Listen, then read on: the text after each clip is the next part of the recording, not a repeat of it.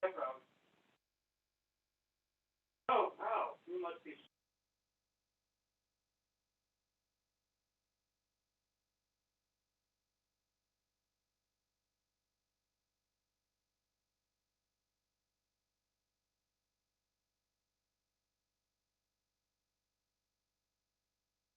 did was kind of a I wasn't totally sure exactly what last night she forwarded me a proposal from my Thor. I just since wanted to clarify with you what do you think of what I'm going to do with I just finalize the possible and have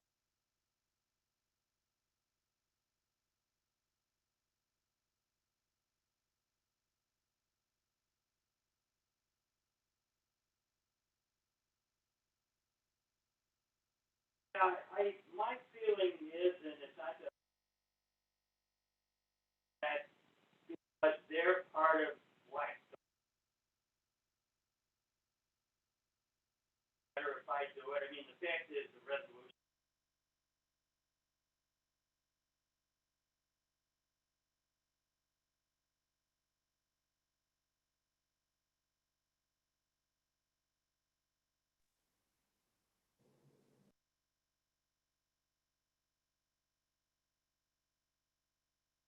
Yeah, send it to me. Mr. Shepro, we can hear your phone call.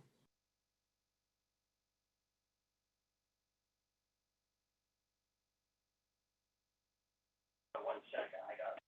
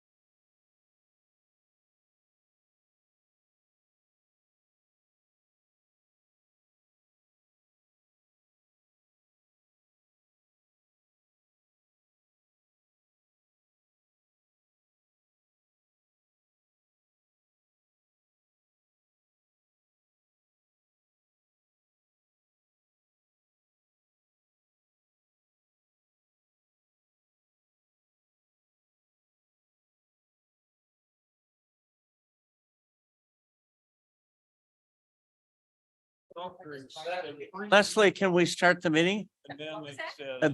Are your people ready? Yes, I'm finished going back. For them, yeah. We'll call the agricultural committee meeting to order at 10:32, which is better than last month. We need a roll call. Allen. Juby. Here. Leonard. Here. Sanchez. Sanchez present. Williams. Williams present. Roth. Roth here. Kenyon. Here. You have quorum in the room. Okay, we need a unanimous consent for the approval of the minutes from May 18th. Roth will make a motion to unanimous. Okay, Consent. any objection? Seeing none, we'll move on. Thank God there's no, is she public comment? Unless you want her to. Just keep it to 30 minutes, please, Mr. Kenyon. Yeah, we'll give her 30 minutes. What, King County Farm Bureau, Steve Arnold. Good morning. I will be brief. If you don't have dinner plans, we have a drive-through barbecue tonight from 3 to 7, Phase Barbecue, and this is a fundraiser for our King County Farm Bureau Foundation. So 3 to 7, chicken, pork chops, kebabs, kind of a variety. Speaking of the foundation, we have a scholarship recognition and donor appreciation picnic at the King County Cougars on July 11th. We had 22 scholarships awarded this year, about $30,000 in scholarship funds, and we are reporting the biographies of those students in our monthly King County Farmers in June, July, and August. We're preparing for the King County Fair, which runs the 12th through the 16th of July at the fairgrounds. We'll be promoting membership. We'll be promoting a campaign from the Illinois Farm Families, which is a coalition of commodity groups and the Illinois Farm Bureau in the state of Illinois, reminding people or informing people. The theme of the campaign is "We Are the 96%," and it is designed to inform people that regardless of what we may think about agriculture and corporate agriculture, that 96% of the farms in Illinois are family owned and operated. And then the last thing that I will report on is we're continuing, I apologize, I talk a lot about fundraising, but that's the nature of a not-for-profit. You're always fundraising. It's like being a politician. You're always campaigning and fundraising when you're not campaigning. But we are promoting our vintage truck raffle, and we give that truck away on September 17th. And we have decided that we will also host our first gala called the For the Future of Farms and Food Gala. And we're going to do both on Sunday, September 17th at Gobert's Farm, at the venue at Gobert's Farm in Hampshire, Pingree Grove area. And by the way, in making that announcement, it reminds me that the patriarch of the Gobert family, James Gobert, passed away last Saturday, and there will be a visitation at that venue at Gobert's, I believe on Sunday. I don't have it in front of me, but I think it's on Sunday. So that concludes my report. Mr. Leonard, please. Thank you, Mr. Chairman. Mr. Arnold, where is the Phase Barbecue today? Where is that located? It's a drive-through barbecue on a parking lot at the Farm Bureau. Costco's right behind the Farm Bureau, that's what we like to say. Are there any other questions? Northern Illinois Food Bank, I see a young man there. I'm online, Mr. Chairman. I saw you. If you want to, Okay. what do you want to say? All What are right. you looking for? Thank you, Mr. Chairman. Just a quick update from the food bank, just some of our monthly numbers from May. So in May, we served 76,490 individuals across Kane County through our various programs. As I reiterated in previous meetings, this is sort of a a large increase in what we've been seeing since the end of 2022, just in the past few months with the SNAP emergency allotments coming to an end and continued inflation. We also distributed 909,000 pounds of food or meals in May, and then that's around 500,000 meals for our fiscal year this year, which ends June 30th. Also wanted to give an update on the debt ceiling bill that was passed as it extended some work requirements for SNAP. So right now, if you're an able-bodied adult without any dependents, we call those ABODs, and you're between the ages of 18 and 49, you can only receive SNAP for 3 months out of a 3-year period unless you work 80 hours a month or participate in a work training program for 80 hours a month. And you can also do a combination of both. The debt ceiling bill essentially raised the age requirements for this from 49 to 54. The good news for Illinois is that we're under a waiver for ABODs right now. So these work requirements for able-bodied adults without dependents don't apply to anyone, as the state has a waiver just based on unemployment. And I know there's a calculation factor that the USDA does to sort of apply those waivers. So Illinois is under that waiver through October of 2024. So just wanted to give an update on that just in case anyone was curious. Also in the state's budget, this is really good news. We found out that there's $2.5 million appropriated for a farm to food bank program. So essentially Feeding Illinois, which is our umbrella organization for food banks in Illinois, can receive funding to purchase surplus commodities from farmers, and that in turn will get distributed down to food banks. So we're really excited for that new program.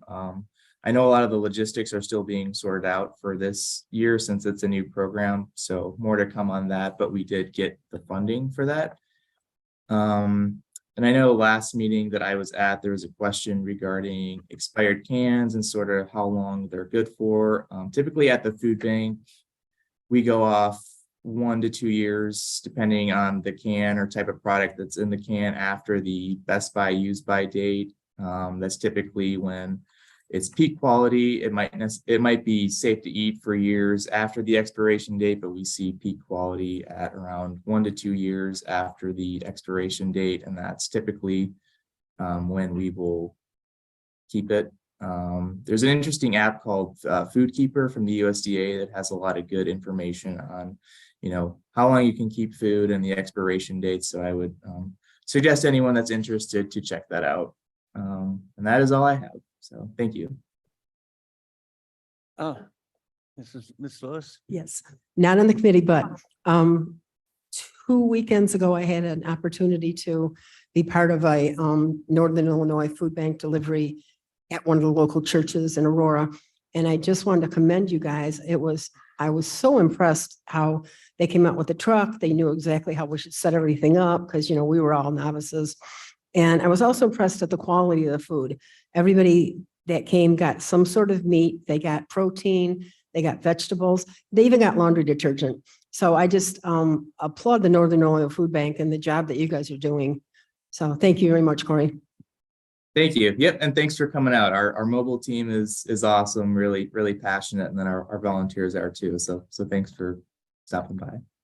Maybe next month you could give us, go back in history and tell how you started, how much, and then how far you've grown, because you're an incredible organization. And at this time, the U.S. Congress is debating the Farm Bill, which is very important for you and the rest of the people that are hungry. It's a five-year program, and it's always a fight. And there's no new money, but nobody should be hungry. Nobody should go to bed hungry. Now, any other questions? We'll move on to water resources. Thank you. Jody Walnick, Director of Environmental and Water Resources. I have a quick update for you on the climate action implementation plan. As you will recall, the plan does have a large agricultural section. We had a kickoff meeting with the climate action team that was really, really well attended by quite a diverse group of folks from our area, residents, business owners, folks involved in different environmental groups, as well as at the agricultural section. They've been asked to sign up to 2 different teams. And just looking at the variety of experience that we're seeing for the agricultural chapter, I think we're in a very good position to have a lot of great discussions and a lot of great feedback from that segment of the team. So I will continue to report to this committee as that project moves forward. And then on behalf of the Village of Big Rock, if you recall, they received a large DCEO grant for the separation of their drain tile system from the surface water that was inundating the drain tile system and causing a lot of fields to flood out there. We received the notice of award from the state last week, and thank you to the Office of Community and Reinvestment for their hard work on that. It took quite a while to get through the paperwork and get that funding agreement passed on to the village. And the engineer is currently underway with some of the initial survey, as well as setting up some meetings with IDOT. So we're very pleased that that project is moving forward swiftly, and we'll be able to get that relief sewer to the village and also spur some economic development along Route 30. Many of those properties have been kind of a bit handcuffed by the fact that they don't have a stormwater outlet. And so it makes any kind of detention storage occupy a large portion of their property. And so we have several different folks that have come to the county looking to develop along Route 30 and utilize that storm sewer as their outlet. So besides the farm benefit, that will also be providing some economic developments to the village as well. Are there any questions?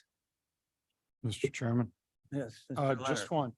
Ms. Walnick, first of all, thank you for all your work on that. That's very important to Big Rock.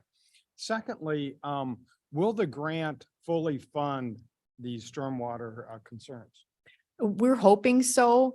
It was, the numbers were produced back in 2020 when the grant was applied for, and there was no way to adjust that. And so we need to see what the bids actually come in at.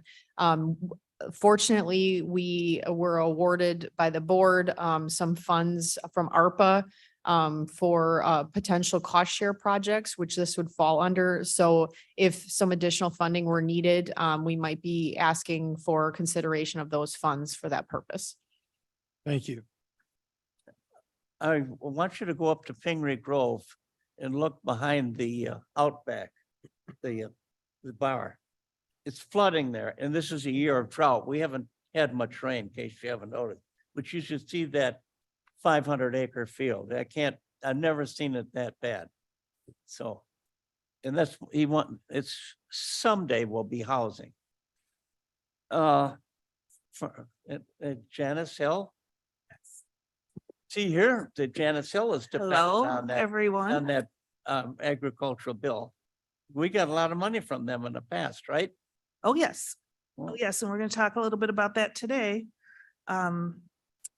It's good to see everyone. I have 2 items. The first one is the actual presentation, which is item 6B, and then there's a related resolution under 7 under new business.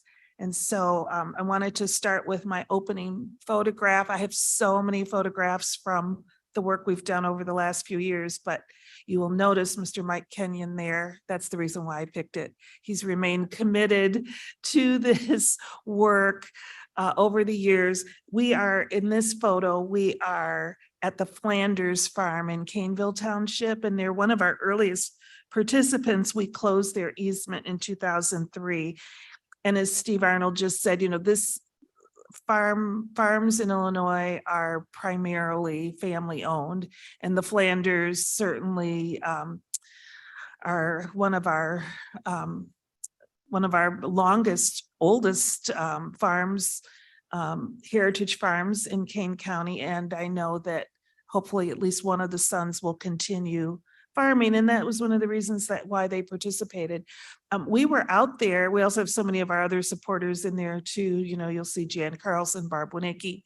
And this was all part of a bus tour that we took. And I will also remember that although Ms. Allen was at the event for sure, because I remember her there, but she wasn't captured in this photograph. But that was one of the nice things to be able to actually go out and meet some of the families. And so I'm going to talk about a little bit about the easements today and then the funding for those. There we go. This is a little, oops, moved too quickly. I'm going to give you a little primer on easement values.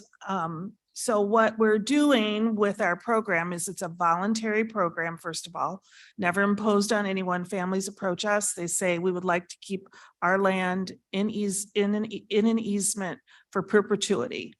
And so that's what our program offers. It was started in 2001. You have that agriculture value, which will fluctuate with the market. It's only been going up since the start of the program, but really what we are purchasing is that increment above that, which are the development rights to the land. And we acquire those and then we extinguish them, all in that agriculture easement, which is a deed that's filed on the land with the property and runs forever. So that's how it works from the standpoint of the actual transaction and the easement itself. I don't determine that value, and we don't at that. It is determined first by an appraiser who goes out, and we've had the same appraiser since the start of the program. He goes through many, many meetings and trainings to become qualified to meet the standards within his industry as well as the federal standards to be able to do that.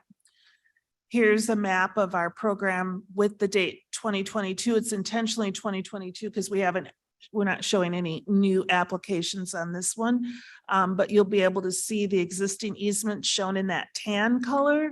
And then some of the new applications that are in process in that light blue, forest preserve land in the green, and the yellow are families that applied for the program but put themselves on hold. And the reason why they put themselves on hold has to do with the value of the conservation easement, which we're going to talk about in a bit.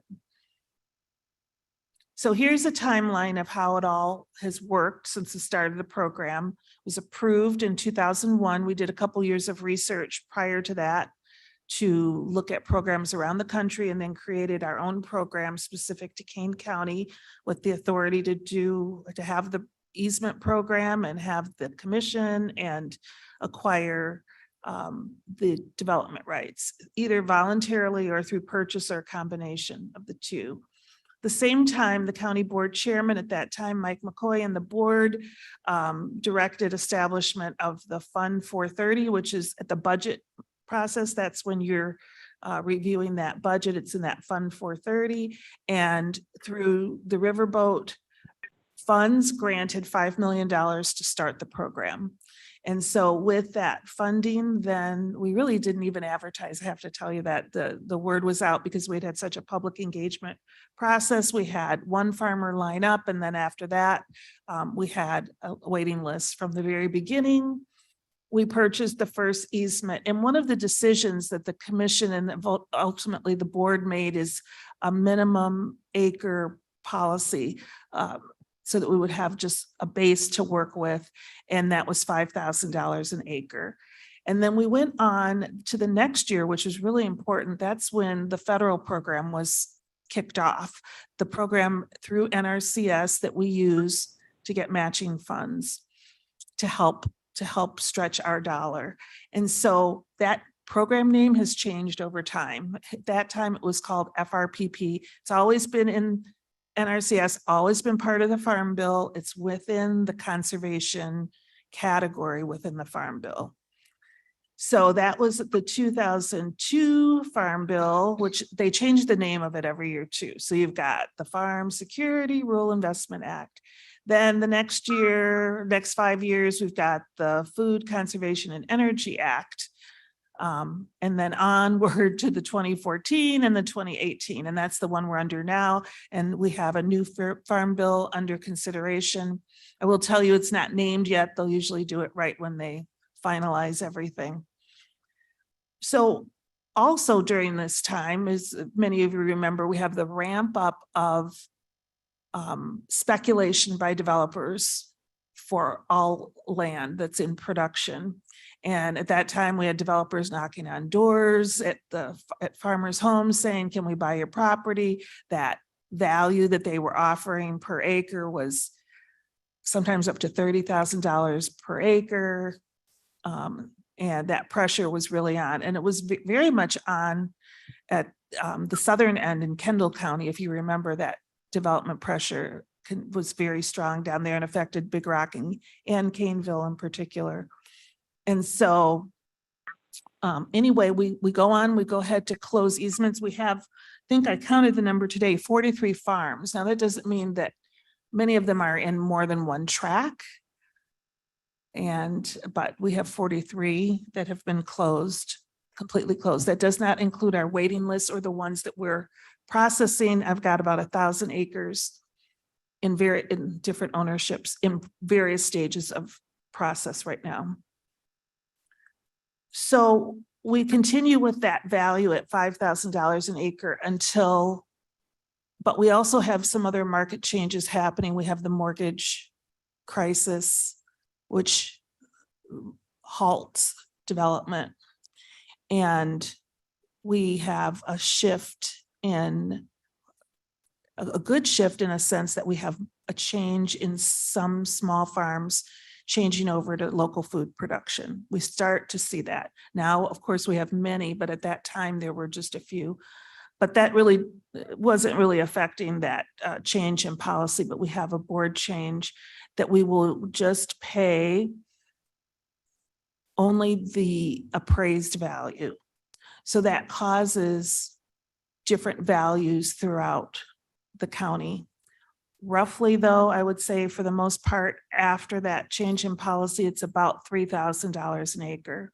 We have some applicants and the amount of them starts to slow down, though, in terms of the volume of applications coming through. But that's when we also start to see people say, I will put my land on hold to see if the county will change that policy or what's going to happen in the marketplace. So another unintended consequence is, I think, what Mark and I think about when we think about this, the effects of this. We have our land use strategy that's working from the standpoint of we're keeping the western townships in agriculture as per our conceptual strategy and our 2040 plan, but that's affecting the market value. It's bringing that down. We also have that halt in municipal development and the kind of that sprawling development. We don't have as much utility extension in advance of development, because that was also what was driving that through the municipal programs, through the municipalities, especially to the north. But we have that concentration of easements. And if I were to go back and look at our map there, you've got those concentration of easements down in Caneville and Big Rock, which is great, but not so many up in the north. And remember, it's voluntarily driven, right? So we have to kind of have them, the owners, agree to come forward. So we have some, but they're coming through slowly, but we have that effect. So basically what we've done is we're kind of like I would say that value is a result of the success of the program, but it's rather unfair to the landowners to the north. They don't have the same opportunities for that value that the early applicants did. And it's creating kind of a suppression on the interest of the program. So for those reasons, and I want to say the most important thing is land and agriculture land to farm is shrinking. That amount is shrinking. And our families are always looking to expand their operation. If we want to keep them in Kane County and keep them operating, we need to have opportunities for them to continue their operations. When land is sold that has an easement on it, those are purchased by other farmers here.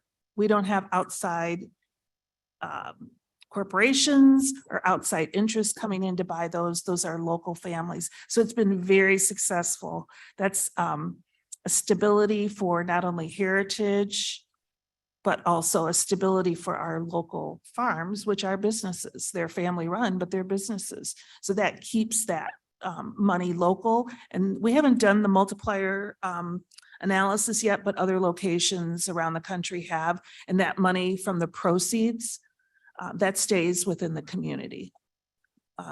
So, I mean, that's another huge thing to think about in terms of that investment continues to multiply. So, just to give you an idea of what we're, kind of like a look back and what we're looking at here, you can see at the launch of the program, $5,000 an acre. I looked at the easement, I kept it in the Western Townships there. The highest easement value in 2007 was $8,900 some dollars. With that revised policy, it brought it down to 3, not as many applications. And now we've got this grouping of about 1,000 acres in that will take us through the rest of the current farm bill that we're under, depending on when they close that. Sometimes it gets extended a little bit. But right now we're at that value around 2,000. Sometimes it comes in a little under, sometimes over to 2,200. So the recommendation today is to raise that to 5,000 an acre, restore that value so that brings confidence to the program and to the participants, brings that equity throughout the townships, and then we would move forward. The resolution that you have in front of you does, oops, I don't have a copy of that in front of me, but the resolution gives you the authority to come back. Thanks. It's in that very last, now therefore, allows you to adjust this by resolution. And this is only through all the easements that we have in process now through the current farm bill. We can revisit this with the new farm bill when we know what the parameters are. There are recommendations to have the proportionate share between the federal government and the local government different than 50-50, 80-20. I've heard lots of different things. So we'll have to wait and see what comes up with that. But in terms of under the 2018 farm bill, and those that we have in process, we're recommending 5,000 an acre. Now, I will remind you that the federal government will only reimburse us up to the appraised value. So if the appraised value comes in at 2,200, they'll reimburse us 1,100 out of that 5,000 an acre. So we will pay more, but that was the way we did it in the past up until the change in policy. Okay, sorry, it was complicated, but I wanted everyone to really understand how it all works. Does anyone have any questions? I have some questions. Sure. I see most of these farms are Mr. Leonard's district. I'd like to get some in my district. So how do we market this program to our farmers? I Yeah. will say that that will happen. There are a few things that we can do. I will say that it would be very good to have a waiting list moving forward to the next farm bill. And having that marketing effort would be very good. And the reason why is because we're the only county-based program in Illinois. So right now we get pretty much all of the money that the federal government allocates to Illinois for the program. So we can take a waiting list from throughout the county, but in other locations where we haven't been seated as much, and take that to the federal government and say, look, we've got a waiting list. We could use more money, but we have to have that match in hand. So what Right. is our budget? I mean, what's the county share? How much do we set aside for purchasing of these easements? We do that through the riverboat process, and we're actually in process with that right now. We've prepared our budget and submitted it. It's not like it was in the old days. I will say we used to ask for about 1 to 2 million every year and receive that. But of course, the riverboat funds have decreased substantially since then. The last few years, we've had about $500,000, right, Mark? And we'll probably go a little higher this year in our request. But, you know, we are sensitive that it's proportionate to the overall riverboat budget. You know, we have to keep that in mind. Do you ever coordinate efforts with the Forest Preserve District in any way or totally separate of them? We're totally separate. I will say that obviously you have many of the same landowners in a geographic area because many of them are families, but our program stays in the hands of the landowner, stays on the tax rolls, and we're just purchasing that development right and extinguishing it, where the Forest Preserve program is different. It's an acquisition rental program, and Michelle's here if you want to talk to her about that. But yeah, two different things. And but you know, when you look at the overall resources, the water resources, the green infrastructure in the area, obviously there's a connection, right? Yeah, thank you. Mhm. Mr. Roth? Roth here, Janet's. When they purchase, and let's say it's $5,000, the agriculture, does that lower their property tax or they pay the same amount? They pay the same. Okay, thank you. Mhm. And then could we go back to the map for a minute? Sorry, Blair. Oh, yeah. There we go. Thank you. Okay. Thank you, Blair. What would be interesting if you exclude the cities, right? Because we'll never purchase. Oh, we could. We could, okay. We could. never We have the mind. authority. Okay, But yeah, it would be. but we would expensive. never purchase forest reserve, you Correct. know, so what's available acreage left and what's our vision? Do we hope someday to have 100%? No. Okay. No, we'll never have 100%. Okay. And in any place around the country where you have the program, no one ever has 100%. It's because it's voluntarily driven. It's not You for some understand. families. And, Right. you know, we talk about that very much with families at the beginning to make sure that that's really what they want to do. Some families are like, no, we don't ever see that in our future for whatever reasons. We have some people that'll say, and this is probably more likely, let me think about it and I'll come back. Right. And that happens. Circumstances change. It's like any business. The closest I can come to this in terms of a built environment analogy is people have their equity in their farm, like they have their house, right? Right. And it gives them the opportunity, if their values line up with keeping it in agriculture, to pull that equity out and use it for whatever reason that they choose to use it. Okay. So knowing we're not ever getting 100%, what would be, do we have a goal of what percent? Well, I think the goal more is what's in the vision of the conceptual land use Right. strategy, which Right. we're trying to keep The that western land, edge, right, yeah. in ag and small village area.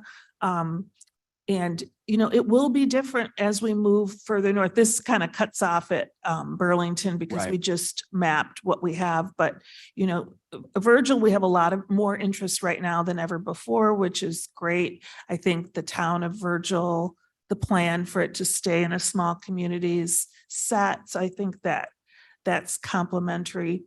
Burlington, you know, I think in Hampshire at the western edges, we haven't been up there so much, but I will say I've had more phone calls recently about that northern area. You know, you have anywhere that you have more development pressure, you know, and I think we're going to see that a little bit more north, but it really is the landowner's decision along with the municipality. You know, a lot of municipalities might like to expand, but the cost of utility extension and the preparation for all that is more than a notion. So Right. I mean, but once a property gets developed, like it becomes homes, that would never, that's it, right? Right, right. Mhm, and that's, every time I drive around the county, I'm seeing new homes going up. big time. mhm, mhm. So, okay. Yeah, thank you. we're having that resurgence. I'm starting to, yeah. Mhm. Mr. Leonard? Thank you, Mr. Chairman. Ms. Hill, thank you very much for your presentation. I think it's a complicated issue that we understand much better now because of your explanation. I think there are two reasons why we need to approve this resolution, move it forward for approval at the county board. Number one, by approving it, there will be the opportunity for Mr. Williams and the other board members to have their farmland properties considered because of this being passed. But secondly, and most important that I don't think most people realize, under the Riverboat grant, the 500,000 that you have requested in the last year or two, that is the only request we have on the Riverboat where there are matching funds. So in other words, if we approve your 500,000, there's another 500,000 that comes in. And that's the only one on the Riverboat grant list. So it's very important that we follow through and continue to do what we've been doing and pass this resolution. Thank you. I will clarify though, if we do go with the 5,000, the match won't be the 1-to-1 because the federal government will only match the appraised value. And because our appraised values are low, now we won't be at the 50-50. We'll be back to what we were before. So it'll be, I'm guessing like 1,200 and let me do the math, 28. So it's more like a third. So I'd like an explanation on that. I'm not following you. Yeah. So what you're saying is if we approve the 5,000, we won't get the $1-for-$1. Right, we match. won't get 2,500, we'll Get get about 12. about 12. 5,000, Mhm. so about 25%. correct. For these, just for these remainder under this farm bill. Okay. Then good. after that, we Yes. can reevaluate when we know the new farm bill and what's, So we'll still get additional funds. oh, yes, Won't be 100%, but it'd be somewhere Correct. between 25% up to 100%. correct, depending on how the appraisals come in, right? Yep, Thank you. yeah. Mhm. Mr. Williams? Would the appraised value of the development rights really be a function of where the property is located? For instance, a property located adjacent to Geneva, Correct. which, we can get sewer, water, easy, schools, all that, probably has a higher development value than Virgil, Correct, which doesn't have the infrastructure. Correct. Right. So there could be situations closer into correct. town Could here help with that the you matching might have more funds to down the 1-to-1. road. Yeah. Right, Yeah. exactly. Yeah, that's exactly how it works. When we pass this, or if, it'll be important then when you go before the board to have all these explanations ready. Okay, Because- yes, Debbie Allen and I and, Mark Davis, there's a couple of the older board members. yes. The rest are all newbies. Mm-hmm. Yes, I'll be ready. I'll be there and we'll have the presentation ready. And then same for the upcoming Riverboat meeting as well, because that's where the allocation of the funds come through. Any other questions? Now, would somebody like to sponsor this? motion? Roth will make a motion. I'd like to second it. Leonard? Any discussion on what we're doing? No, we're ready to vote. Allen, Allen, aye. Doobie, Ruby, I. Leonard, Leonard, yes. Sanchez, Sanchez, yes. Williams, Williams, yes. Roth, Roth, yes. Kenyon, Yes, passes. Thank you, everyone. we'll move this forward, but you'll have to be in the ready to do a lot of explaining. Going on. Mr. Chairman, this is Alan. Oh, Deborah, how are you? I hear that sigh in your voice. I'm good. I'm sorry I'm not there.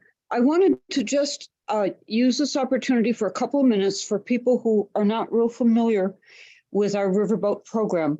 That money is coming from the Grand Victoria Casino in Elgin. It was part of the arrangement when they got permission to establish their business in Elgin.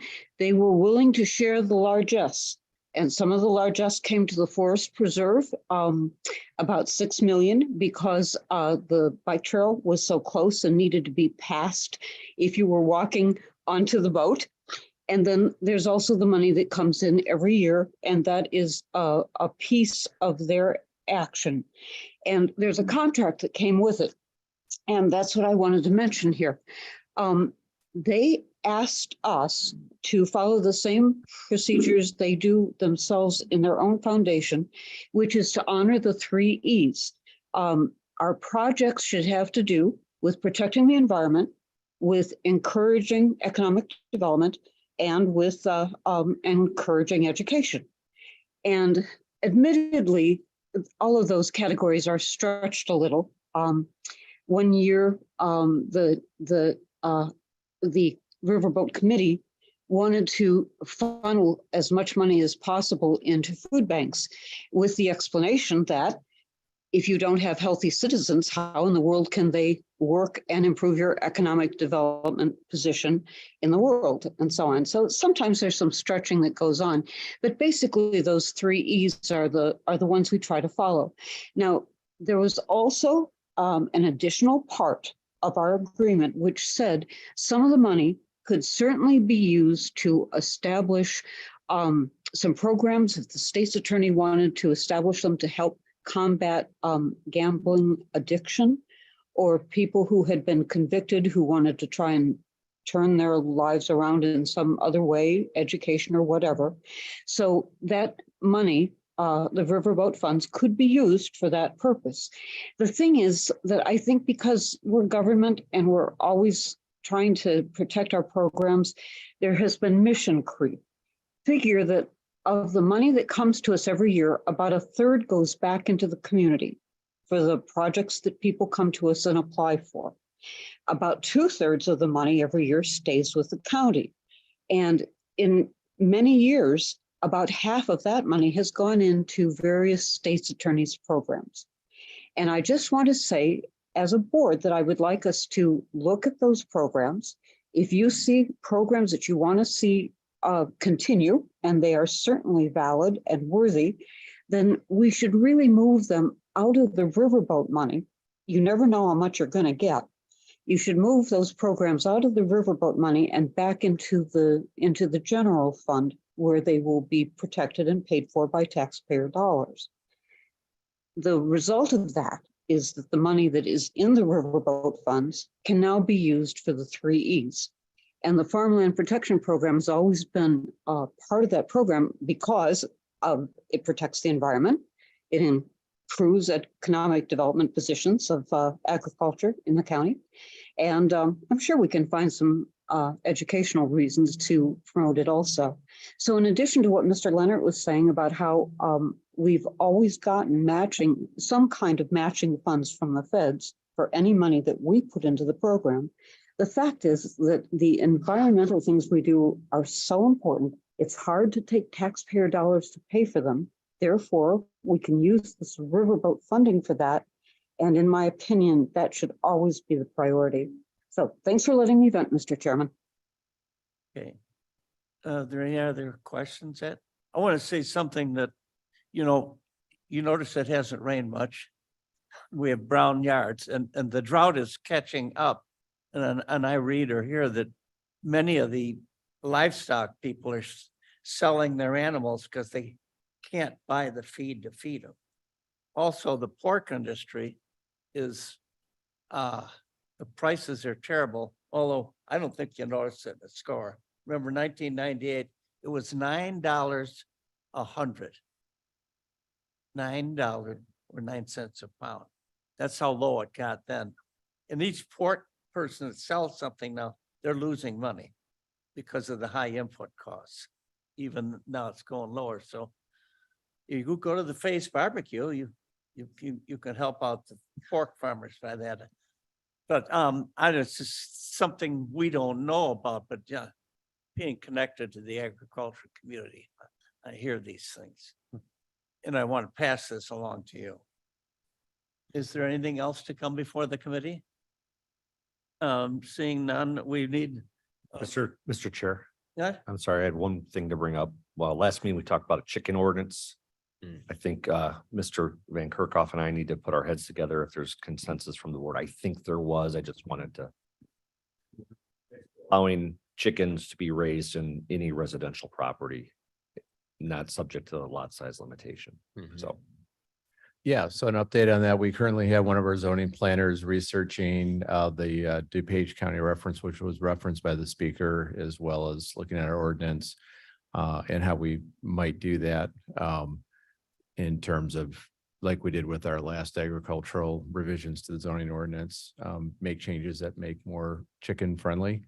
I do, note also that many of our residential subdivisions that were approved from the 1980s through 2010 are PUD subdivisions. I live in one and also have homeowners associations. So there are things that are allowable on my lot under the county zoning regulations that are not allowable under homeowners associations. So we can do, look at some things and change that, maybe open the doors in some areas, but there still may be some additional barriers that a specific neighborhood or homeowners association would need to work out within their process for allowing chickens. But we're working on it. We will have a report either next month or the following month on maybe some recommendations for changes to the ordinance. Thank you. You're gonna have chickens in your background. All right. Oh. Do we give a motion of unanimous consent? Yes. Mr. Leonard, is there any objection? It's approved. Executive session, we need none. Who's gonna move to adjourn?